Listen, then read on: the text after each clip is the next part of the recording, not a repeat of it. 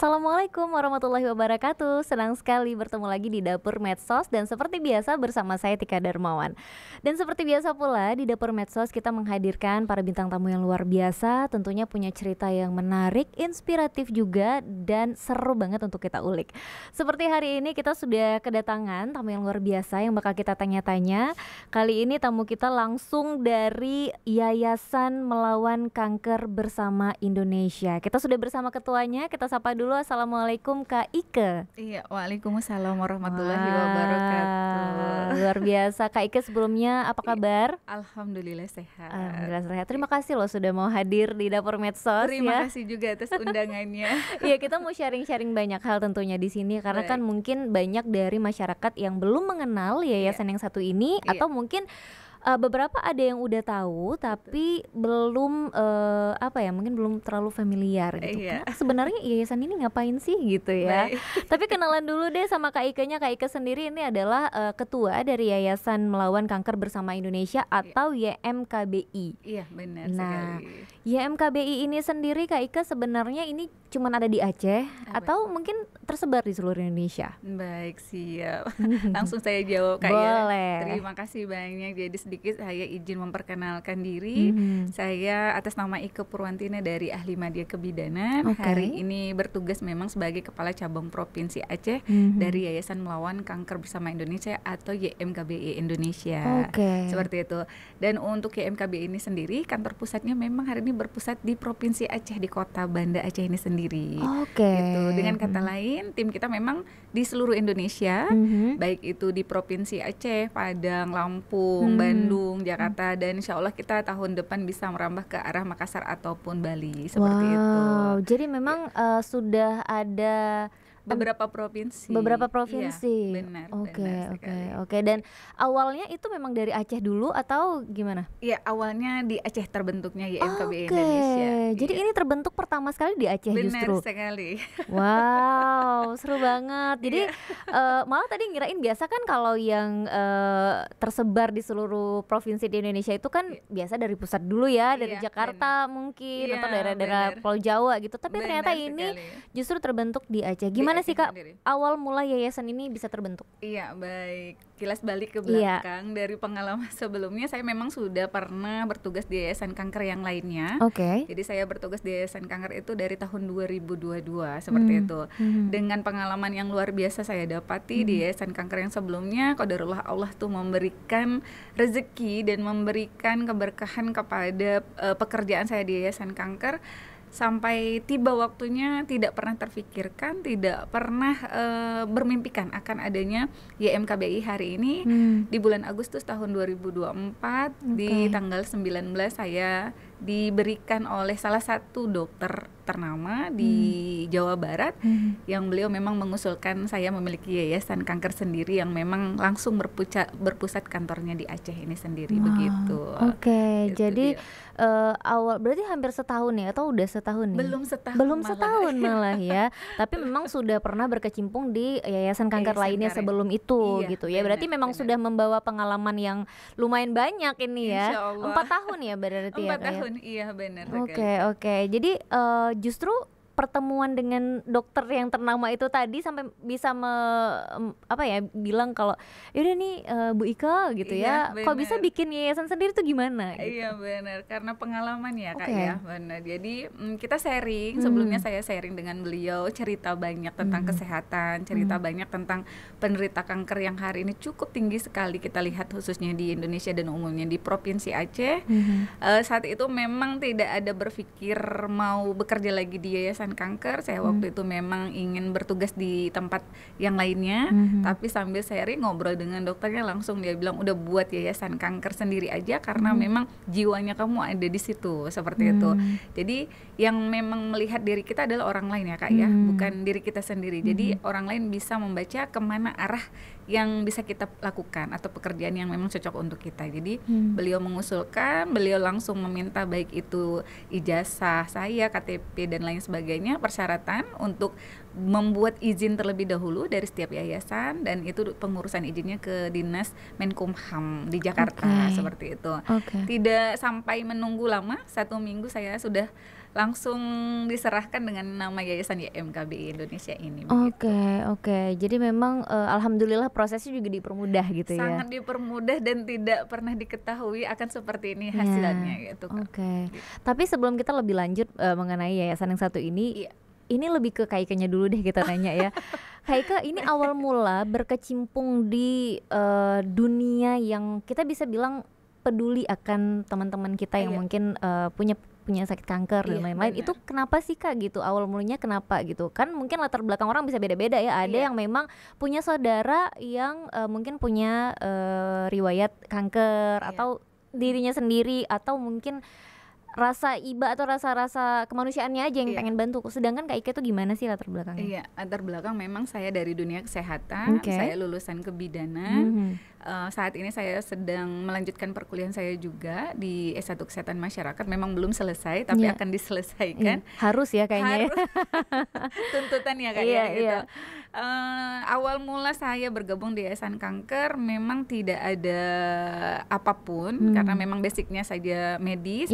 Tapi saya selalu ingat janji tenaga kesehatan itu adalah bersumpah jiwa, raganya, tenaganya itu untuk masyarakat agar tetap sehat, seperti itu. Nah, kita anak kesehatan itu punya janji setelah lulus itu kita bersumpah akan melayani masyarakat, memberikan pelayanan kesehatan yang terbaik untuk masyarakat kita. Saya selalu ingat janji saya bahwa setiap apa yang kita katakan, apa yang janji yang kita sampaikan itu akan dipertanggungjawabkan kelak di akhirat, seperti itu. Jadi saya ingin bertugas di Yayasan Kanker pada saat itu, ingin melihat bagaimana kondisi dunia medis khususnya di penyakit kankernya ini sendiri, apakah terus meningkat atau memang tidak meningkat, seperti itu. Nah, dengan kata lain sudah berjalannya tugas saya di Yayasan Kanker, saya melihat begitu banyaknya penderita kanker khususnya di Provinsi Aceh, angka kesakitannya tinggi, angka kematiannya pun cukup tinggi sekali. Dan kanker ini dia tidak memandang usia, tidak memandang golongan, siapa saja bisa terkena penyakit kanker. Dan di pertengah perjalanan tugas saya di Yayasan Kanker, saya memang diberikan ujian yang luar biasa Kak, yaitu salah satu adik kandung saya sendiri pengidap salah satu kanker paru-paru yang memang Allah punya kuasa ya Kak ya. Di Februari tanggal 24 2025 kemarin adik saya berpulang dikarenakan penyakit kanker yang memang akhirnya ada di pikiran dan hati saya, oh iya benar, penyakit ini tidak main-main, seperti itu. Apalagi kita tidak pernah mengetahui gejala di awal dari penyakit kanker. Dari situ saya terus bergerak di bidang penyakit kanker dan tumor, bukan karena memang saya punya adik, bukan, tapi saya melihat sisi dari penyakit ini kalau tidak segera kita tangani, tidak segera kita tuntaskan, atau tidak kita ketahui gejala awalnya, maka nyawa kita memang sangat cepat sekali direnggut, seperti itu. Oke. Jadi memang berangkat dari kekhawatiran juga ya sebenarnya ya, dan juga rasa peduli itu tadi ya. Karena ternyata sebanyak itu juga ya Kak, seramai itu ya ternyata seramai itu pasien kanker ini sendiri gitu ya. Betul. Oke, aduh, deg-degan ya tiba-tiba bicara sakit ini. Tapi memang kan adanya yayasan ini sebenarnya untuk apa? Nah, gunanya nih yayasan ini udah dibangun ya, udah didirikan. Mau ngapain nih sekarang gitu? Baik, siap. Yayasan ini kami hadirkan hari ini khususnya untuk masyarakat Aceh. Kami di sini membuka ruang informasi, pelayanan juga, dan juga untuk kita dampingi para penderita kanker untuk mendapatkan informasi lebih terkait penanganan dan juga terapi dari penderitanya itu sendiri, seperti itu. Dan yang kita masih sehat, yang tidak terdapat penyakit kanker dan tumor, usahakan kita tetap mendeteksi sedini mungkin dan menjaga pola hidup sehat kita. Jadi kami membuka Yayasan YMKBI ini untuk memberikan akses kepada masyarakat lebih mudah bagaimana terapinya, bagaimana pengobatannya, bagaimana pola hidup yang akan dilakukan apabila sudah ada penyakit di dalam tubuh seseorang tersebut, yaitu penyakit kanker ini. Jadi berarti yayasan ini sendiri hadir untuk memberikan sosialisasi seperti itu ke masyarakat. Iya, benar sekali. Salah satunya kita memberikan edukasi melalui kegiatan sosialisasi, seminar kesehatan, baik itu dengan masyarakat yang non ANS atau misalnya yang masyarakat biasa saja, baik negeri maupun swasta seperti itu. Oke, ada program apa aja sih sebenarnya di Yayasan Kanker ini? Baik, yang pertama kita pendataan terlebih dahulu, kita data masyarakat kita seputaran kita, baik dari masyarakat bawah hingga masyarakat atas. Yang kedua yaitu kami melakukan kegiatan seminar atau sosialisasi ataupun seperti penyuluhan kesehatan di masyarakat kita. Yang ketiga kami juga pendampingan dengan penderita kanker. Kalau kita sudah ada informasi penderita kanker, kami kunjungan baik itu ke rumah sakit, baik itu ke rumah singgah ataupun ke rumah pribadi pasien penderita kanker itu sendiri. Dan selanjutnya kami juga di sini ada berupa bantuan, baik itu berupa dana bantuan ataupun pengobatan untuk penderita kanker yang tidak mampu, khususnya yang memang ekonominya sulit seperti itu. Itu dia. Dan kami juga di sini melakukan kerjasama, menyambung relasi dan mitra, yaitu salah satunya dengan beberapa klinik, laboratorium dan rumah sakit yang ada di Kota Banda Aceh. Oke. Jadi luar biasa sebenarnya programnya ini untuk teman-teman juga khususnya yang mungkin sudah bisa dibilang penderita kanker itu sendiri, karena ada pendampingan dan tadi kan Kak Ika sempat sebutkan juga ada bantuan ya. Iya, benar. Ngomongin soal bantuan nih. Iya. Yayasan Melawan Kanker Bersama Indonesia ini ada sponsornya kah? Dananya dari mana? Dari sendiri kah atau gimana sebenarnya? Kita memang saat ini masih berdiri sendiri, kita independen, kita belum ada donatur, kita juga belum ada sponsor, jadi memang masih dana pribadi saja seperti itu. Dana pribadi dari Kak Ika atau gimana nih? Iya, dari tim YMKBI Indonesia. Oke. Nah, ada berapa orang di YMKBI Indonesia ini? Pengurus inti kita ada 5 orang. Ada 5 orang. Oke. Dan semuanya dari medis? Ada sebagian dari non medis, yang para jajaran yang di atas ada yang non medisnya, selebihnya medis semua. Berarti syaratnya nggak harus selalu dari teman-teman medis yang bisa bergabung di YMKBI? Tidak harus medis seperti itu, karena ada bagian tugasnya masing-masing, baik medis ataupun non medis seperti itu. Oke. Sedangkan Kak Ika sendiri kan kalau tadi kita lihat basic pendidikannya adalah bidan ya. Iya, benar. Sebenarnya kan memang medis juga, tapi kan ke kanker ini agak lumayan nyebrang ya. Gitu ya. Biasa ngurusin ibu hamil harusnya. Bener, gitu, ibu menyusui potong gitu. Tali pusat jelas ya. Harusnya bisa gabung sama organisasi yang Tika jalanin juga nih, AIMI Aceh, Asosiasi Ibu Menyusui Indonesia loh. Boleh. Malah promosi ya. Iya, tapi maksudnya kan ini agak nyebrang ya sebenarnya, latar belakang pendidikan dengan yang sedang dijalani sekarang gitu ya. Bener. Tapi kan masih bisa berjalan beriringan juga gitu ya. Sangat beriringan sebenarnya Kak, karena penyakit kanker ini bukan hanya di bagian organ tubuh bagian atas saja, tapi salah satunya yaitu dari kanker serviks, kanker payudara itu juga bagian dari salah satu organ tubuhnya manusia, yaitu salah satunya perempuan yang tempat air ASI, yang tempat kita memang adanya kehamilan, yaitu memang tempat-tempat yang dimana dunia kebidanan pun saya pelajari seperti itu. Jadi masih nyambung. Oh iya benar-benar. Jadi memang sebenarnya ini dijalanin karena masih ilmunya masih satu ya, masih sejalan juga gitu ya. Oke, tadi sempat dibahas juga bahwa kalau teman-teman di yayasan ini sering turun juga ke masyarakat untuk memberikan sosialisasi. Sejauh ini udah kemana aja nih Kak? Udah mensosialisasikan siapa aja? Karena memang sudah gerak hampir 5 tahun kurang ya Kak, saya di Yayasan Kanker. Jadi kalau untuk Provinsi Aceh, saya memang sebelumnya sudah ada di beberapa kabupaten juga. Dan kalau untuk Kota Banda Aceh, baik itu instansi dinas, persekolahan, ataupun swasta. Bahkan hari ini juga kita tadi selesai juga di Lipo Plaza Banda Aceh, kegiatan sosialisasi kesehatan terkait penyakit kanker dan tumor. Jadi memang sudah hampir rata wilayah untuk Kota Banda Aceh dan Aceh Besar. Oke, berarti saat ini masih menyangkut, masih di cakupan Banda Aceh dan juga Aceh Besar. Gitu ya. Benar sekali. Oke, sambutan dari masyarakat sendiri gimana sih Kak? Sangat welcome sekali. Gitu. Dengan adanya informasi yang kita berikan dari YMKB untuk masyarakat, mereka lebih aware lagi, lebih peduli lagi, dan yang pastinya lebih afrop dengan tubuh sendiri dan keluarga untuk bisa tidak terkena penyakit kanker seperti itu, khususnya ya deteksi dini dan juga pencegahan sedini mungkinnya yang kita utamakan. Oke, untuk deteksi dini itu sendiri sebenarnya bisa kita lakukan sendiri sangat juga? Bisa sekali, bahkan sekarang sudah ada aksesnya, sangat dipermudah sekali untuk masyarakat kita Kak. Oke. Ini mungkin bisa jadi bisa jadi satu jalan keluar baru untuk kita yang mungkin selama ini merasa aduh nggak punya akses nih untuk tahu gitu ya. Bener. Kita nggak tahu harus nanya kemana? Masa harus ke rumah rumah sakit sih gitu ya. Kalau ke rumah sakit tuh kayaknya memang udah sakit aja rasanya gitu kan. Tapi ada nggak sih Kak kayak masyarakat yang memang langsung ke kantornya teman-teman gitu ya ke YMKB ini, terus juga kayak nanya-nanya langsung gitu mungkin, Kak ini kami datang sebenarnya mau nanya boleh nggak gitu, ada nggak sih yang kayak gitu? Banyak sekali, banyak sekali. Ada yang ke kantor juga, ada yang langsung melalui kontak person saya secara pribadi, ada yang memang langsung ke Instagram kita juga YMKBI, jadi ada yang sebagian di WhatsApp, ada juga di web seperti itu. Jadi banyak yang memang sudah mengetahui YMKBI, yang memang mereka langsung menanyakan terkait penyakit ini, dan rata-rata yang sudah komunikasi dengan kita penderitanya langsung. Itu dia. Oke.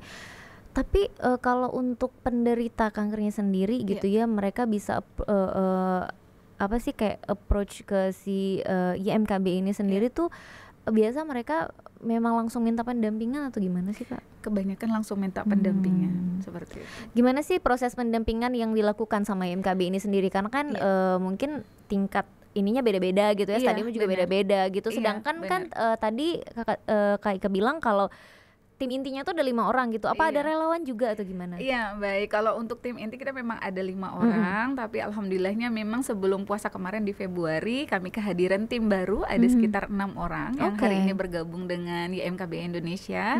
Yang dimana teman-teman yang baru sekarang memang kebanyakan lebih tugasnya di lapangan seperti itu. Baik itu tadi seperti pendataan, menjadwalkan kegiatan seminar atau sosialisasi kesehatan, dan kami yang memang di atas intinya ini memang kunjungan atau pendampingan pada penderita kansernya seperti itu. Jadi memang kalau untuk pendampingan itu langsung teman-teman dari tim sendiri gitu ya? Dari tim sendiri dengan tim yang baru juga tetap kita gabungkan. Jadi ada relawan juga gitu istilahnya. Maksudnya kan tim inti nih, gitu terus ada relawan juga nggak gitu? Yang namanya relawan tetap akhirnya menjadi tim kami. Jadi anggota YMKBI. Gitu. Kita pakai seragam juga nggak nih? Pakai seragam. Pakai seragam juga. Boleh ikut nggak? Soalnya warna seragamnya bagus. Marun, pakai jilbabnya pink, warna kesukaan ya. Cewek banget. Karena gitu. Memang hampir paling banyak cewek Kak. Iya. Tapi ada cowoknya juga. Ada. Oke. Biasanya kalau ada cowoknya cuma 1 atau 2 nih kerjaan paling berat ya biasanya. Iya, benar sekali. Menghandle teman-teman ceweknya ini gitu ya. Dan kebetulan pimpinan kita yaitu dari laki-laki, yang penasehat kita juga laki-laki. Gitu. Jadi yang sisanya di bawah perempuan semua. Aduh. Menyaksikan drama-drama ini ya gitu. Tapi enggak dong. Atas nama kita di sini juga YMKB hadir untuk pendampingan juga untuk teman-teman atau juga pasien-pasien kanker yang ada di Aceh dan Aceh besar khususnya saat ini ya. Benar. Gimana dengan kabupaten yang lainnya tuh Kak yang belum bisa dijangkau? Iya, jangkau. Alhamdulillahnya kita banyak informasi dari kabupaten yang lain, dan alhamdulillah juga saya ada di beberapa kabupaten Aceh, ada relawan kita di sana. Tetap juga mereka akhirnya konsentrasi dengan tugas di YMKBI, akhirnya bergabung menjadi anggota. Kalau kita tanya bagaimana dengan kabupaten yang lain, hampir sama, penderitanya paling banyak itu dari kabupaten di luar dari Banda Aceh dan Aceh besar. Seperti itu. Kalau pendataan itu pernah nggak sih juga istilahnya kita kayak riset ya, kira-kira itu kebanyakan dari usia berapa gitu, terus pemicunya lah kita bilang ya, walaupun kita kan nggak tahu nih awalnya akan seperti apa gejalanya nggak tahu, tapi pemicunya setelah tahu kita sakit itu kena kanker, misal kanker ini kanker itu kan apa sih pemicunya gitu?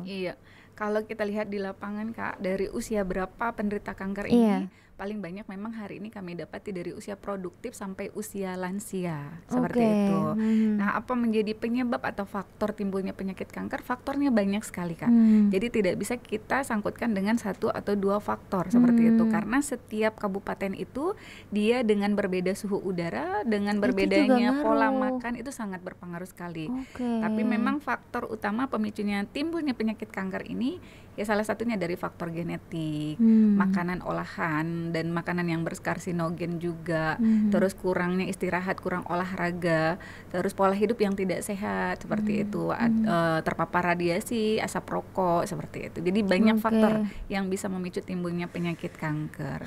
Jadi memang sebenarnya hal-hal yang ada di sekitar kita ya Kak, kayak sebenarnya asap rokok gitu kan, sekali, terus pola hidup yang memang kan namanya jajanan yang banyak micinnya juga enak ya, gimana ya, yang tinggi gula juga itu yang enak gitu kan. Dan itu makanan yang paling disukai oleh penyakit kanker ini. Dan mungkin itu. cikal bakalnya maksudnya kayak anak-anak sekarang juga kan makanannya jajanannya juga kayak gitu ya. Benar, yang mungkin bisa berpotensi ya Kak ya. Benar banget Kak, seperti itu. Wah ya, tapi memang selagi belum bisa dijangkau penuh ya untuk di kabupaten itu, kalau memang kita menemukan pasien-pasien yang ada di kabupaten dan mereka ingin didampingi atau juga pendampingan dari MKB ini, gimana tuh Kak, kita yang ke sana atau mereka yang ke sini pada akhirnya? Alhamdulillahnya memang di akhir tahun yang lalu kami banyak juga undangan kegiatan di setiap kabupaten. Itu kami yang langsung datang ke kabupatennya. Pada saat kita menemukan pasien atau penderita kankernya, di situ juga langsung kami pendampingan seperti itu. Jadi langsung kita kunjungi, apa yang bisa kita bantu, apa yang bisa kita berikan informasinya, kita berikan informasi. Kalau tidak bisa berobat di kabupaten, kita arahkan langsung ke rumah sakit rujukan terbesar di Kota Banda Aceh, yaitu Rumah Sakit Zainal Abidin. Dan sesampainya di sini juga ada rumah singgah ya untuk teman-teman penderita kanker? Jelas, iya. Banyak sekali rumah singgah sekarang yang tersedia di Kota Banda Aceh. Boleh juga nanti berbagi informasi dengan kita, bahkan nanti kita arahkan seperti itu. Tapi hampir rata-rata yang kami dapati pasien-pasien kanker dari kabupaten yang di luar Banda Aceh dan Aceh Besar, itu biasanya mereka sudah punya rumah sewa masing-masing. Karena dengan tahapan pengobatan yang berbeda-beda jadwalnya seperti itu. Jadi kalau pulang ke kabupaten kayaknya agak ribet ya, gitu, membutuhkan waktu. Dan memang mungkin proses pengobatannya juga panjang gitu ya, membutuhkan waktu yang lumayan panjang, sehingga mereka harus sewa rumah juga gitu ya. Benar sekali. Itulah bedanya penyakit kanker dengan penyakit yang lain ya Kak. Kalau penyakit kanker ini tahapan pengobatannya banyak sekali. Tidak seperti kita berobat sakit demam, sakit gigi, sekali minum obat sudah langsung sembuh atau selesai. Tapi dengan kanker dan tumor itu berbeda seperti itu. Kanker dan juga tumor ini bisa dibilang sama atau sebenarnya dua hal yang berbeda? Dua hal yang berbeda, tapi unsur hidupnya sama. Iya, dia mengganggunya juga sama ya. Sama. Aduh, memang parasit banget ini ya, parasit banget ini. Tapi Kak, kalau dari teman-teman IMKB ini sendiri, kalau melakukan pendampingan itu biasanya hanya mengarahkan misal gini kayak informasi, oh kita bisa berobat ke rumah sakit ini, kita berikan rujukan ke rumah sakit ini, atau memang juga ada sesi curhat? Karena biasa kan teman-teman penderita kanker ini juga kan butuh untuk bicara, mungkin butuh untuk validasi perasaannya, pasti ada rasa takut dan lain-lain. Ada nggak sesi curhat itu? Iya, namanya kita buka ruang konsultasi. Itu baik dari kita mengarahkan terapinya, kemana perjalanan pengobatannya, dokter yang harus dia temui siapa saja. Selain daripada pendampingan itu, kita juga memang di sini memberikan dukungan moral ataupun dukungan psikologis, karena kita tahu sekali penderita kanker hari ini yang banyak kami dapati di lapangan, kalau sudah menderita penyakit kanker itu rata-rata memang psikologisnya yang turun, jatuh seperti itu. Karena pasti setiap penderita kanker kalau sudah ada penyakit ini di tubuhnya, berpikirnya sudah tidak panjang lagi usianya. Harapan hidupnya jadi kecil ya. Kecil seperti itu. Jadi wajib kita dampingi bukan hanya dari segi medisnya saja, tapi dari psikologis pasien atau penderita kanker pun tetap kita berikan. Tapi ada yang sembuh Kak? Tetap ya berharap ya ada yang sembuh. Iya, baik. Kalau harapan sembuh kami dari tim YMKBI, khususnya saya sendiri, setiap doa, setiap langkah yang saya lakukan hari ini untuk YMKBI dan kepada masyarakat, harapannya ingin sekali semua penderita kanker dan tumor, baik itu di Aceh, baik itu di seluruh Indonesia, harapannya adalah sembuh seperti itu. Ada yang sembuh, tapi memang harapannya tipis sekali. Kalau kita ambil dari 100%, paling yang memang sembuh total itu 30%. Sisanya ya memang rata-rata perjalanan pengobatannya panjang, dan memang rata-rata berujungnya adalah ke kematian atau hilang nyawa. Jadi memang agak-agak ini ya kita ya di yayasan ini ya, maksudnya kayak aduh ini kita kayak menghadapi teman-teman saudara kita yang punya penyakit yang nggak bisa kita anggap sepele. Dan kadang kita kayak bisa udah tahu akhirnya akan seperti apa, itu kan jadi agak mind blowing juga ya. Kayak aduh ini gimana sih gitu ya untuk bisa membesarkan hati mereka gitu kan. Benar.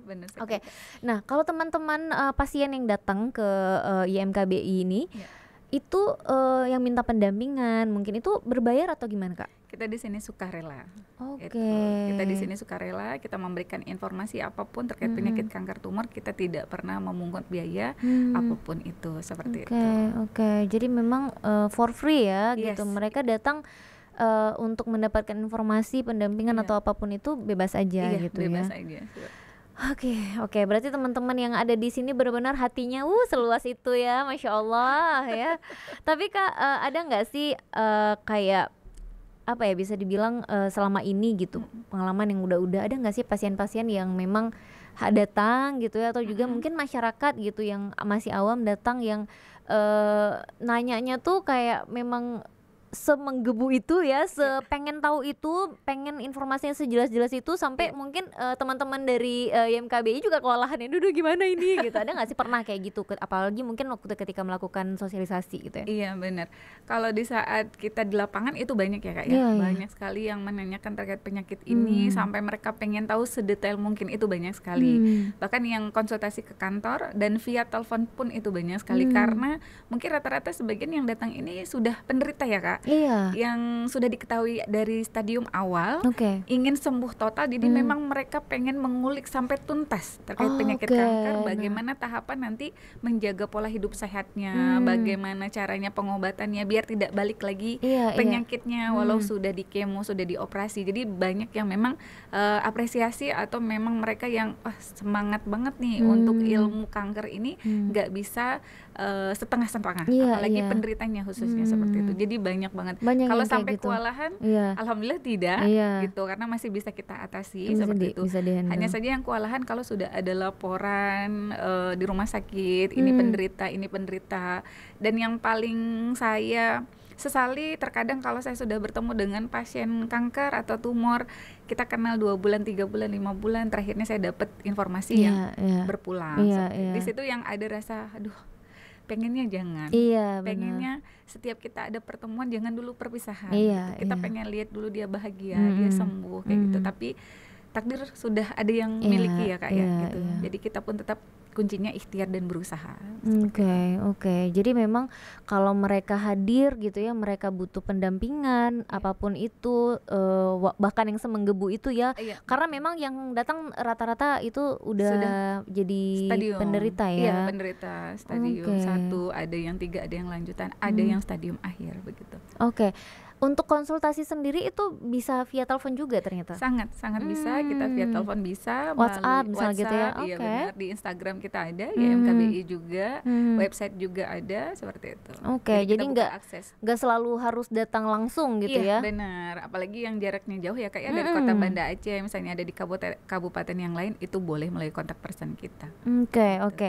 Sejauh ini Yayasan Melawan Kanker Bersama Indonesia ini udah pernah ketemu bareng nggak sih Kak yang dari provinsi lain gitu? Baik, belum ya? Kita baru ya, kita baru Agustus tahun lalu.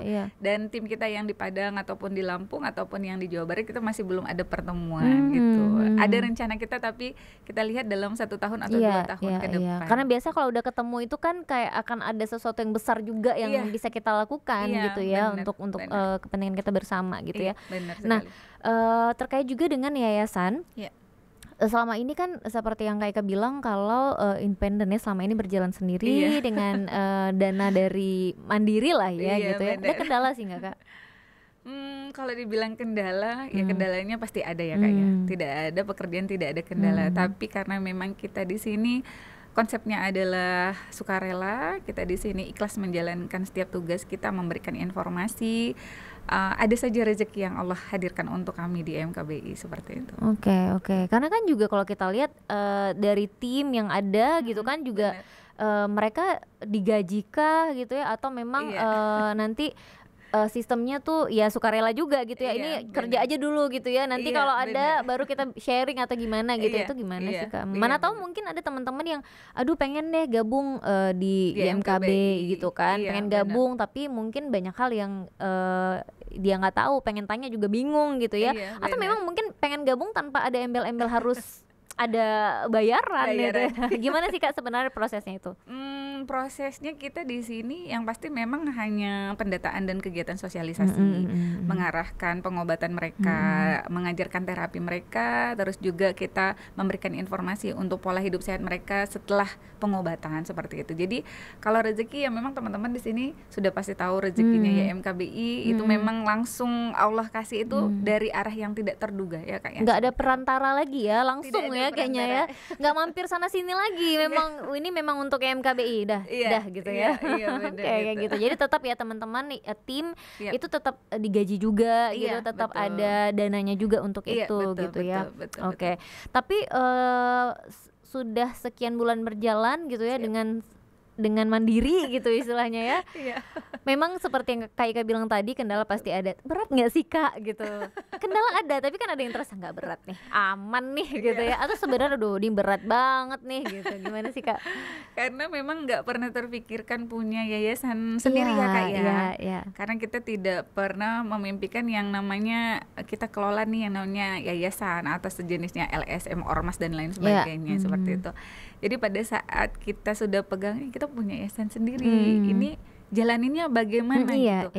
Kalau kita lihat proses demi proses saya menjalani dari awal sampai hari ini, ada di kala masa beratnya, tapi Allah selalu ringankan perjalanan saya Kak gitu. Dan setiap kali ada kesulitan, adanya hambatan, itu selalu Allah kasih kemudahan gitu. Jadi saya juga entah dari mana tapi sampai hari ini YMKBI terus berdiri seperti itu. Dengan kehadiran teman-teman tim yang baru, dengan anak-anak konsultan yang baru datang sendirinya. Awalnya saya juga memang tidak buka perekrutan seperti itu, satu-satu dihadirkan Allah kepada kami seperti itu. Dan kita kumpulkan akhirnya jadi lengkap seperti itu. Dan yang hadir hari ini di MKBI orang-orang yang luar biasa dihadirkan oleh Allah. Itu untuk saya yang nggak bisa nyebut satu-satu. Iya karena kayaknya kalau kita berdiri sendiri ya beda-beda dan setiap orang itu punya perannya sendiri gitu ya. Jadi nggak bisa dipisahkan antara satu dengan yang lainnya gitu. Karena perannya ini saling mendukung ya untuk teman-teman yang lain juga gitu ya.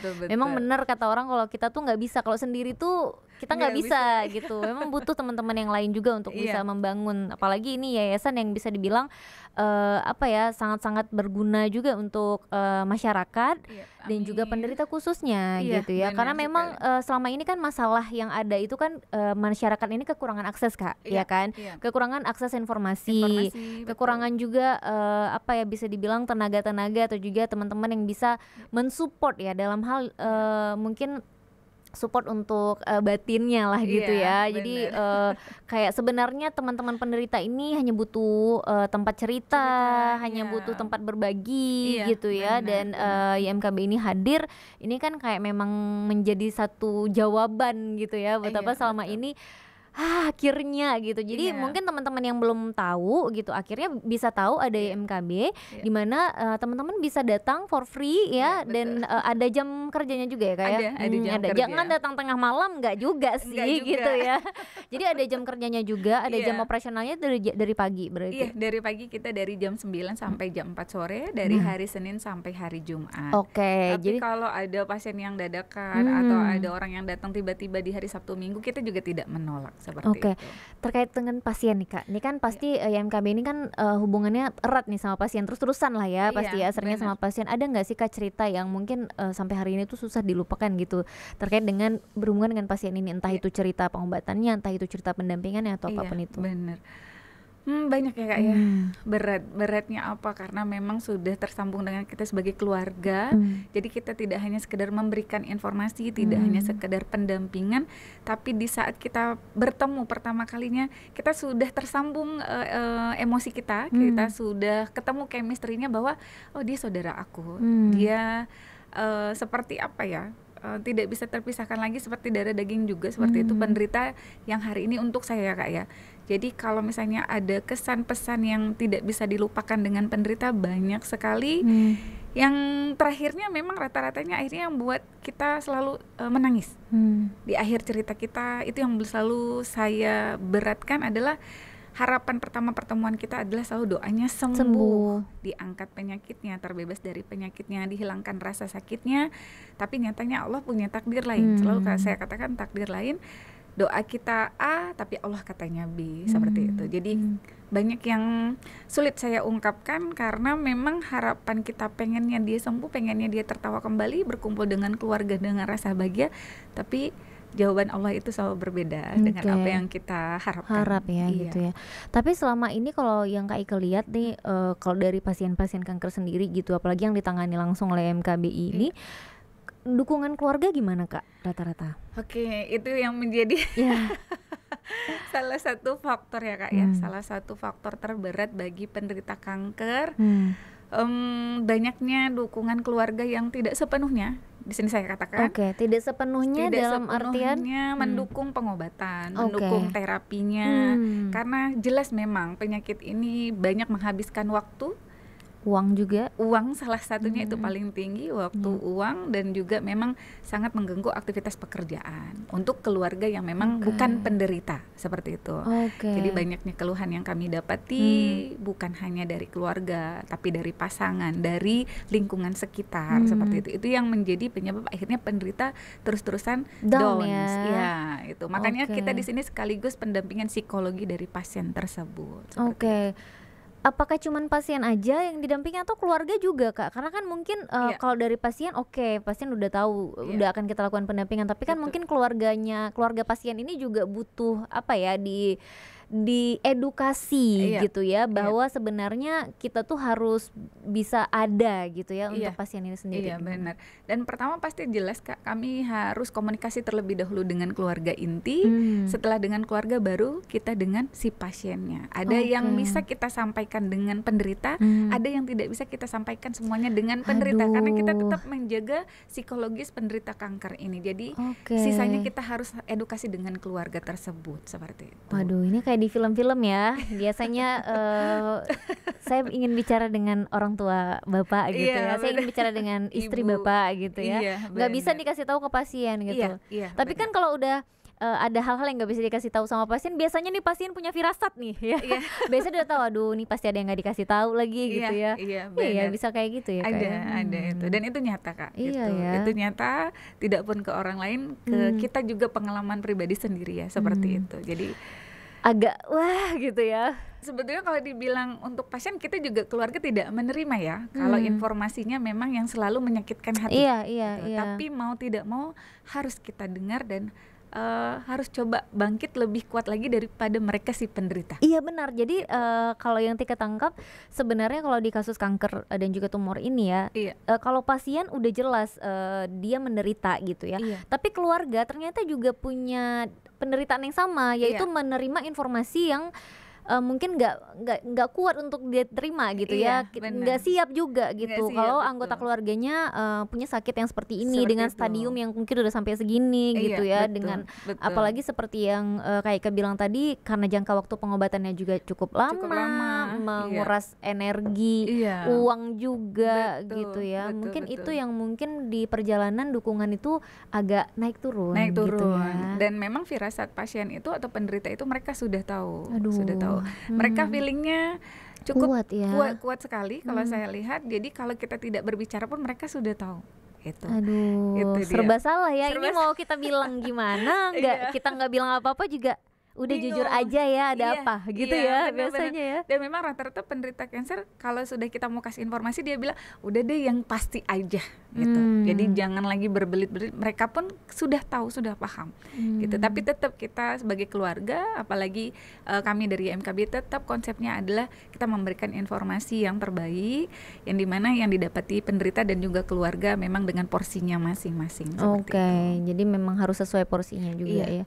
Selama ini Kak, yang sebelum YMKB hadir gitu ya, teman-teman penderita kanker dan juga tumor ini biasanya mereka mengakses informasi dari mana sih? Ada nggak pernah nanya ke mereka yang sebelumnya gitu? Pernah mereka kebanyakan lewatnya dari sosial media ya Kak ya, apalagi jalurnya internet sekarang sangat luas sekali seperti itu. Jadi tapi kan kalau dari internet itu kan nggak semuanya benar ya karena kayak misalnya itu kan semua orang bisa nulis ya, semua orang bisa nulis artikel gitu, bahkan mungkin bukan expert di bidangnya bisa nulis gitu. Kadang dia menulis satu artikel cara menyembuhkan kanker ini gitu, hanya dengan mungkin perkiraan dan pengalaman dia sendiri yang belum tentu sama dengan orang lain gitu ya. Atau dari artikel yang lain. Artikel lain disadur gitu ya. Iya betul, direvisi lagi gitu. Iya betul. Jadi mereka selama ini dapat informasi dari situ. Iya benar gitu. Jadi lebih banyak cari informasinya di dunia media sosial, apalagi jalur internet sekarang sudah bisa menjangkau siapa saja sampai kemana-mana. Jadi kebanyakan kesana dulu mereka cari informasi. Yang kedua kebanyakan nyari informasinya sama teman yang bukan jalurnya. Nah, gitu. biasanya itu lebih percaya sama temennya Iya, daripada bener. sama dokternya atau sama yang expert di bidangnya. Iya, Ya Allah, bener. ya Robbi, ya. Jadi Kenapa udah bisa? kemana-mana. Iya, udah kemakan dulu sama Benar. informasi yang salah mungkin ya. Betul. Yang secara nggak sadar itu kan sudah mempengaruhi pikiran, Banget. bikin psikologisnya juga terganggu Tambah gitu ya. terganggu seperti itu. Jadi akhirnya berlambat laun, kurangnya informasi, kurangnya literasi, tidak mau segera diperiksakan, tidak mau segera diobati, akhirnya penyakitnya terus berkembang.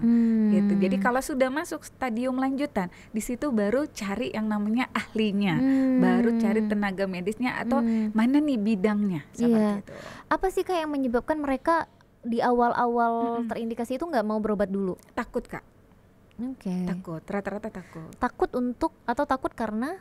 Yang pasti takut dengan diagnosa akhirnya, yang selanjutnya takut akan akhirnya dari penyakit ini, rata-rata seperti itu. Ada nggak sih yang memang salah satunya mungkin takut kayak aduh nih kan kalau udah cancer kayaknya harus kemo kan gitu, daripada takut itu ya? Benar, iya, rata-rata mendengar penyakit kanker sudah pasti ada kemoterapi terakhirnya. Tapi selalu akan ada? Tidak, enggak semua kan? ya, dia kan setiap cancer ini Kak ada jenisnya yang berbeda-beda, stadium dia yang berbeda-beda. Kalau posisinya masih tumor jinak, dia tidak harus di kemoterapi, dia tidak perlu di sinar radiasi seperti itu. Yang di kemo, yang di sinar itu yang memang sudah tumor ganas atau kanker itu sendiri seperti itu. Jadi ya itu tadi ya, mungkin nggak mendapatkan informasi yang lengkap gitu ya, nanya ke tempat yang salah juga, jadinya ketakutan di awal ya. Ketakutan di awal. Sehingga akhirnya stadiumnya jadi makin tinggi gitu ya. Karena keterlambatan pengobatan ya Kak ya, terlambat mendapatkan terapinya atau pengobatan tindak lanjutnya seperti itu. Itu sebenarnya kalau dari stadium 1, kedua, ketiga itu waktunya lama nggak Kak? Atau memang secepat itu? Iya, karena kanker ini jenisnya berbeda-beda. Dia juga ada yang ganas ya Kak ya, ada yang jinak, dan setiap organ yang dia duduki itu juga berbeda-beda penyebarannya seperti itu. Jadi kita nggak bisa menilai apakah ini kanker ini cepat lambat atau bagaimana. Tapi rata-rata yang kami dapati di lapangan itu perkembangannya sangat cepat sekali, apalagi tidak disupport dengan pola hidup yang sehat. Jadi intinya adalah pola hidup tadi yang harus memang dirubah gitu ya. Dirubah sekali. Mau stadium awal kah, mau belum terindikasi sama sekali, atau memang bukan pasien gitu ya, masyarakat biasa, justru kayak kita juga gitu Kak ya, itu memang sudah harus memperbaiki pola hidup gitu sehat, ya. Apalagi kalau udah masuk umur 30 ya, 40 itu udah boleh sadar diri ya, jangan lagi makan yang enggak gitu. Makan aja ya makanan sehat gitu ya, kayak makanan sehat. Jagung rebus. Nah, kayak gitu, ubi, sayur. Iya, benar. Aduh, nggak suka sayur lagi. Ya ampun. Jadi memang banyak hal yang bisa menjadi faktor gitu ya, banyak hal juga yang bisa bikin pasien-pasien ini justru salah mendapatkan informasi. Gitu. Itu juga yang membuat penyakitnya jadi lebih parah gitu ya. Betul. Biasanya kalau udah terlanjur parah gitu ya, karena memang kesalahan keterlambatan pengobatan atau juga terapi itu mereka baru datang ke YMKB atau memang ketemu di temannya baru nyampe ke YMKB gitu. Iya, betul.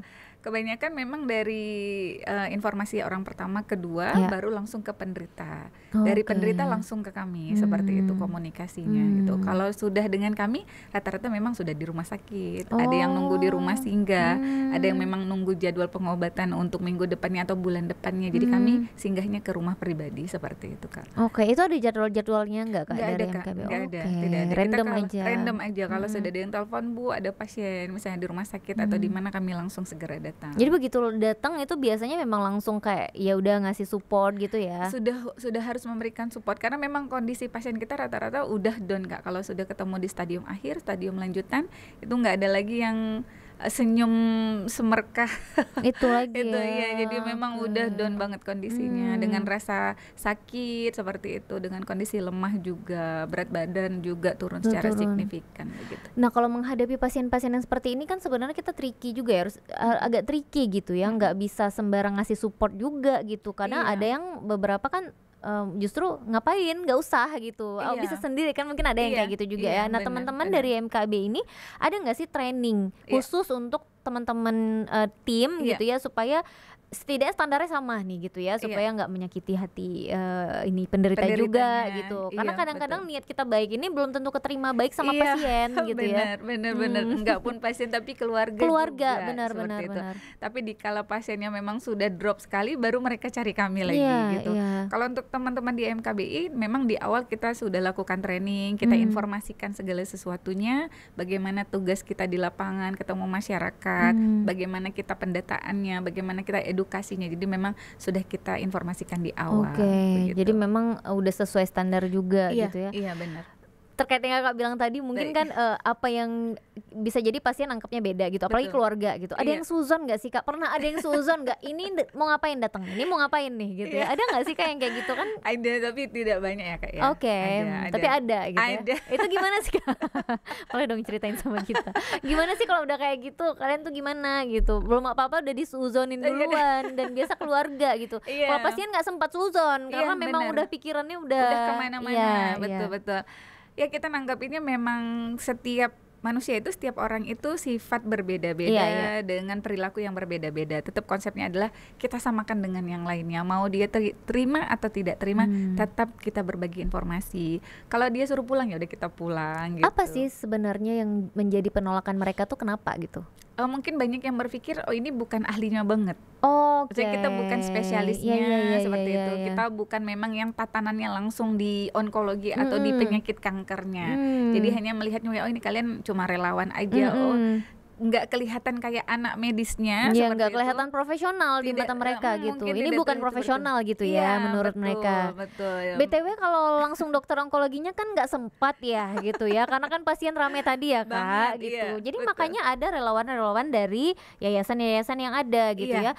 Ada berapa sih Kak sebenarnya total yayasan yang bergerak di bidang kanker ini sendiri? Banyak Kak. Ada banyak ya di Indonesia atau di Banda Aceh khususnya mungkin? Kalau di Banda Aceh mungkin ada sekitar 4 yayasan. 4 yayasan. Kalau di Indonesia banyak sekali, lebih dari 10 yayasan kanker gitu. Karena kanker ini kan dari usia belia ya Kak. Ada yayasan khusus kanker anak, ada khusus leukemia, ada talasemia juga, ada khusus kanker payudaranya saja, ada yang kanker servi. Kalau kita bidangnya semua cancer, gitu.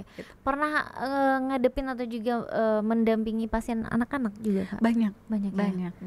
Itu kan beda ya pasti penanganannya ya, pendampingannya juga akan beda ya. Iya, jadi kalau kita mau berikan dukungan psikologis untuk anak, kita juga memang harus bawanya seperti anak-anak gitu. Berperilakunya kita, cara berbicaranya kita tidak bisa kita samakan dengan orang dewasa. Biasa kalau masih anak-anak gitu harapan sembuhnya tinggi Kak? Sama tipis juga Kak. Tipis juga, apalagi kalau sudah ada leukemia, sangat sulit sekali. Kalau dari anak-anak apa sih pemicunya? Karena kan kalau misalnya pola hidup, mereka hidupnya juga baru sebentar gitu kan. Apakah itu keturunan mungkin atau bawaan gitu? Gimana? Salah satunya memang dari genetik ya Kak, atau keturunan itu sendiri. Yang kedua mungkin adanya hormon yang abnormal di tubuh balitanya atau anaknya. Yang kedua mungkin yang sudah bisa merasakan makanan di luar, itu dari pola makan juga ada seperti itu. Itu mungkin udah usia-usia 8-10 tahun ya, udah jajan ya. Iya, yang sudah jajan, yang sudah mengenal pewarna, sudah mengenal pemanis buatan gitu ya, minuman kaleng dan juga botol itu ya, betul, minuman kotak gitu ya, seperti itu, atau makanan-makanan yang instan ya Kak ya. Nah, itu kebanyakan kalau yang sudah di atas 8 tahun. Itu tapi berarti berita yang selama ini beredar ya kan, sempat mencuat beberapa waktu yang lalu Kak, baru banget deh kayaknya, banyak penderita anak-anak yang menderita kanker yang pada akhirnya harus cuci darah misalnya kan, itu kan ternyata benar gitu ya. Dan penyebabnya itu benar-benar dari jajanan-jajanan yang pemanis buatan makanan. itu ya. Iya benar, makanan karsinogen dan makanan yang memang sudah instan seperti itu. Itu paling banyak sekali hari ini kita dapati. Nah, yang anehnya kalau kita mau ngelihat lagi nih, zaman dulu kita jajan juga, iya kan? Kita jajan juga, kita juga makan loh apa sih kayak makanan-makanan instan itu yang harusnya dimasak tapi nggak kita masak, bumbunya kita tuang terus langsung pasti tahu dong ya kan, kita makan juga ya Kak ya. Tapi mungkin kasus-kasus yang seperti ini kan jarang terdengar saat itu beberapa puluh tahun yang lalu gitu ya. Benar. Kenapa sekarang bisa muncul kayak gitu? Karena banyaknya pengawet yang sudah bersebar di mana-mana, banyaknya seperti kita sebutkan saja formalin, boraks, tadi yang zat pewarna, gula pemanis buatan. Mungkin di di umur kita dulu atau di tahun-tahun kita dulu belum terlalu banyak penggunaan pengawet-pengawet, tapi hari ini dengan berkembangnya zaman, berkembangnya teknologi, ternyata makanan pun juga banyak sekali perkembangannya yang dulu tidak pernah ada, sekarang sudah ada seperti itu. Dan ternyata penyakitnya juga lebih cepat berkembang tanpa kita sadari gitu. Teknologi kita maju, tatanan dunia kita juga tambah maju. Penyakit ini juga ngikut. Sangat-sangat berdampingan seperti itu. Iya, karena kan itu tadi kadang-kadang kita punya mindset enggak lah dulu kita makan ini juga nggak apa-apa gitu ya. Kenapa kok anak-anak sekarang, apalagi berita-berita yang beredar kemarin baru-baru aja juga gitu kan, bahwa banyak sekali anak-anak yang cuci darah gitu. Kita tuh dengar berita ini, baca beritanya tuh percaya nggak percaya gitu. Tapi itu nyata gitu. Dan memang teman-teman dari IMKB ini juga mendampingi anak-anak ini gitu ya. Semua. Makanya kita di sini semua jenis penyakit kanker, dan kita juga di sini semua usia. Kita tidak pernah memandang ini yang dewasa sama kita, yang balitanya tidak dengan kita gitu. Kalau yang anak-anak ini kesulitannya beda nggak sama pasien yang dewasa gitu? Sangat berbeda sekali, sangat berbeda sekali emosinya. Anak-anak itu masih belum labil ya Kak ya. Jadi memang harus dengan bawaan mereka sendiri, kita harus kuat meyakinkannya. Apalagi kalau anaknya sudah mau makan sesuatu yang dia sukai, tapi dia tidak boleh menyentuh karena salah satu menjadi faktor penyakitnya bisa lebih berkembang lagi. Nah di situ tuh yang memang kita mengedukasinya harus ekstra. PR ya, karena kan kalau orang dewasa ya udah ngerti, ya udah paham gitu, karena dia tahu sakit. Kalau anak-anak kan nggak mau, dia mau enak di mulutnya gitu, enak untuk dia makan gitu betul, ya. Tapi beresiko untuk tubuhnya. Itu yang sangat sulit kita edukasi adalah anak-anak memang seperti itu. Dan kalau untuk di Banda Aceh Besar sendiri, pasien anak-anak ini juga sama jumlahnya dengan yang dewasa atau lebih banyak mungkin? Lebih banyak yang dewasa saat ini. Lebih banyak yang dewasa. Tapi ada yang anak-anak ya? Ada Kak, ada. Cuci darah itu sudah dijadwalkan pastinya gitu. Dan terapi-terapi pengobatan yang lainnya pun untuk anak-anak pun sudah ada jadwalnya masing-masing. Kalau memang teman-teman dari MKB ini hadir gitu ya, apalagi untuk anak-anak, itu biasanya kalau kayak sosialisasi atau misalnya penyuluhan atau pendampingan itu dibarengin juga Kak, yang dewasa anak-anak di sekalian gitu, enggak beda kita bedakan. Tetap bedain kita bedakan. Dan memang yang ikut kegiatan seminar atau sosialisasi kesehatan itu kita dari usia 25 tahun ke atas. Karena memang pada saat kita edukasi, kita memberikan materi, memaparkan materi kanker tumor, ada gambar-gambar yang memang anak-anak tidak bisa kita perlihatkan begitu. Karena mungkin pun gini ya, kalau anak-anak lihat gambar-gambar itu, imajinasinya bisa beda lagi. Kemana-mana, semengerikan itu gitu ya. Jadi lebih panik gitu. Tapi tetap mau jajan. Tetap. Aduh. Apa sih Kak yang mungkin bisa disampaikan gitu ya, yang apa yang harus kita lakukan gitu selaku keluarga, mungkin di masyarakat, lingkungan gitu, untuk bisa terhindar dari ini semua gitu? Untuk saat ini kami dari MKBI, khususnya saya sendiri, karena memang sudah 5 tahun kurang saya berkecimpung di Yayasan Kanker, yang harus saling patut kita lihat dari sini ke depan biar tidak terkena penyakit ini. Yang pertama memang tetap harus kita jaga pola hidup sehat kita. Itu salah satu kunci utama. Dan apalagi yang sudah ada faktor genetik atau keturunan, harus dijaga, harus betul-betul lebih ekstra lagi, baik itu dari segi makanannya, terus gaya hidupnya, tingkat stresnya juga tidak boleh terlalu tinggi, terus juga kita harus rutin deteksi dini, screeningnya juga harus kita lakukan seperti itu, karena memang sudah ada jalur screening untuk setiap kanker di Banda Aceh juga sudah ada, bahkan ada yang sudah ditanggung BPJS juga, jadi tidak perlu lagi berpikir oh ini nanti mahal, ini mahal, enggak, sudah ada jalurnya. Seperti itu. Menarik. Berarti jalur untuk screening itu sendiri udah ada gitu. Sebetulnya di rumah ada. Sakit juga. Di rumah sakit, atau di lab, di laboratorium. Jadi memang sudah, maksudnya kalau kita pengen tahu ya untuk screening sendiri aja juga bisa gitu ya. Sudah bisa. Itu harus ada kayak apa sih istilahnya, harus rujukan dokter dulu atau? Iya, namanya pengantar. Tetap pengantar ya. Iya, karena kita menggunakan BPJS, jadi tetap kita harus ada pengantar dari vaskes kita masing-masing. Tapi kalau kita mau mandiri aja gitu, enggak berbayar pasti. Iya, berbayar, tapi berarti enggak harus ada pengantar dong. Tetap harus ada juga. Sepertinya tetap harus ada pengantar. Oke. Gitu. Karena kan harus dilihat indikasinya. Iya. Gitu dia. Kenapa harus Kenapa mau dilakukan screening? screening? Oke, Iya, gitu. Nggak ada kenapa sih, pengen aja takut. Pengen tahu, nah iya. ya.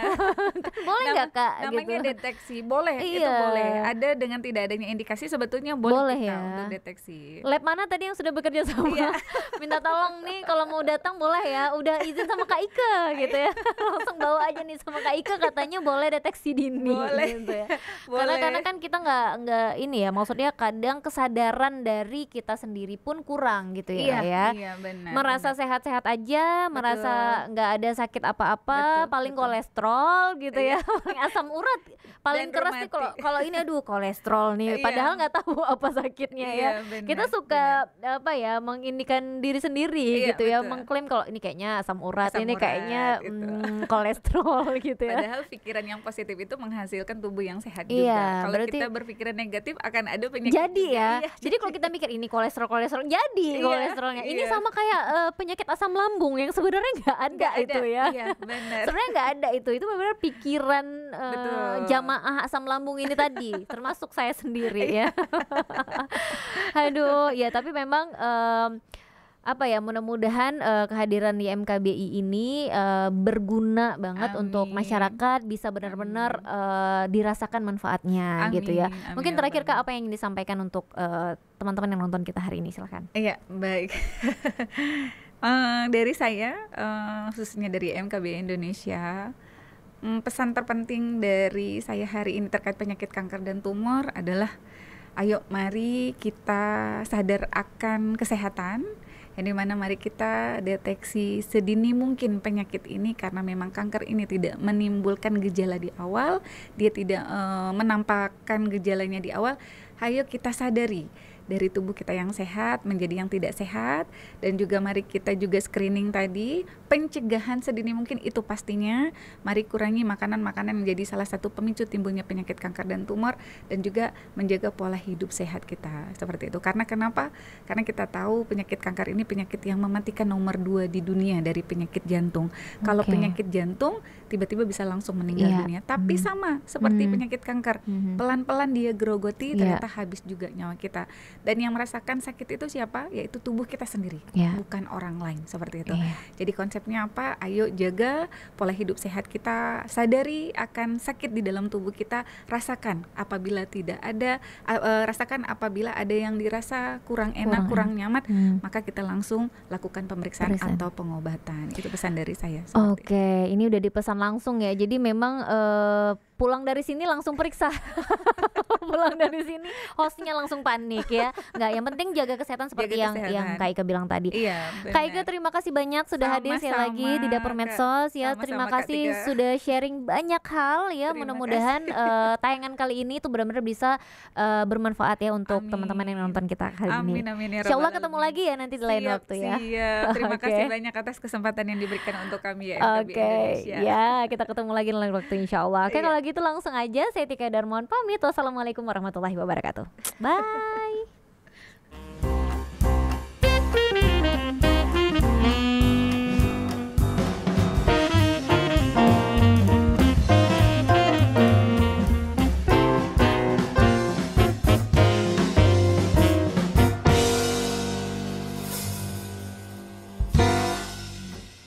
Oke, ada foto tadi kan? Foto kita foto berdua ya Kak ya? Iya sih kita ya Kak suruh Tika. foto. Oh ya Allah, Masya Allah. Insya Allah. Makasih ya Kak. Sama-sama Kak Tika, Insya Allah. makasih juga. Sama-sama, luar biasa.